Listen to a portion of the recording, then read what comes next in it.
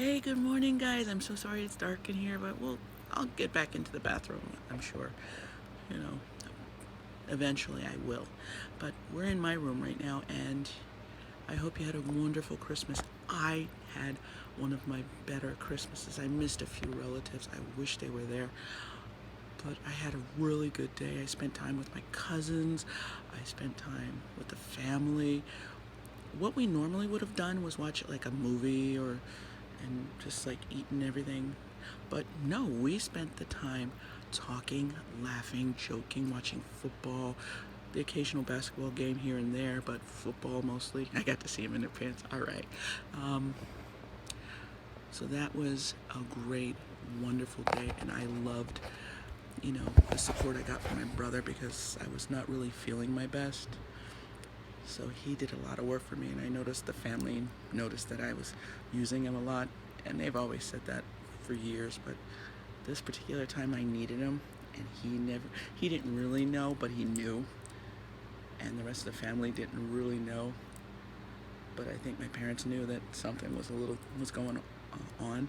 Most of the time I spend my day up in my room, and I'm usually napped at least once or twice.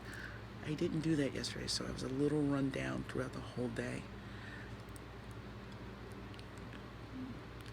All I know is, my brother knew and he took care of me, and I'm doing okay. And it was so good to see my family. One of my cousins has a new girlfriend. I like her. She can stay. I like her. And the rest of you guys, please, I know you're not leaving yet, but I know you're not coming back up here. So when you get home, make sure it's safe, and we're gonna see each other again during the family reunion. So that's all I'm gonna say. But enough of the good news. Now for the killer, George Michael. Let me explain to you about something with George Michael. I'm going down here to explain. Sorry about the glare. If my head's in the way, I'm just going to move so my head blocks the sun. Been known to do that. My mother accuses me. We'll let that part go.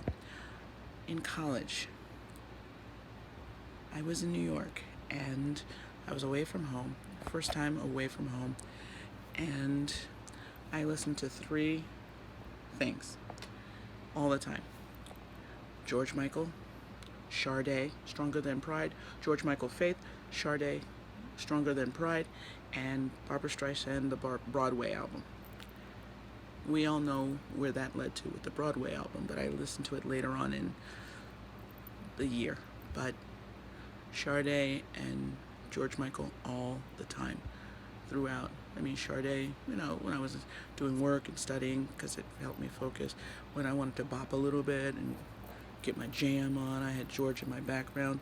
But he was a big part of my life.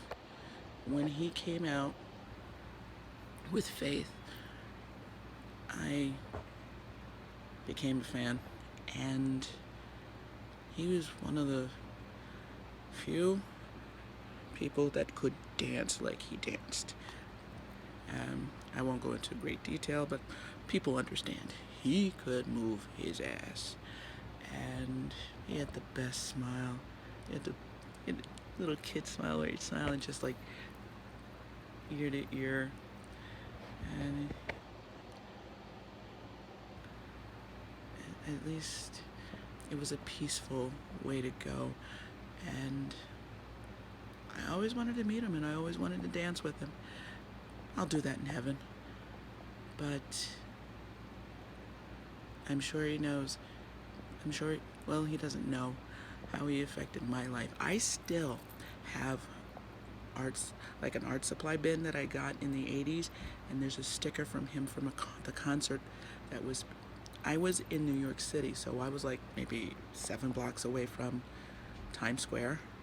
No, 7 blocks away from, the stadium. The stadium right there that has the train station.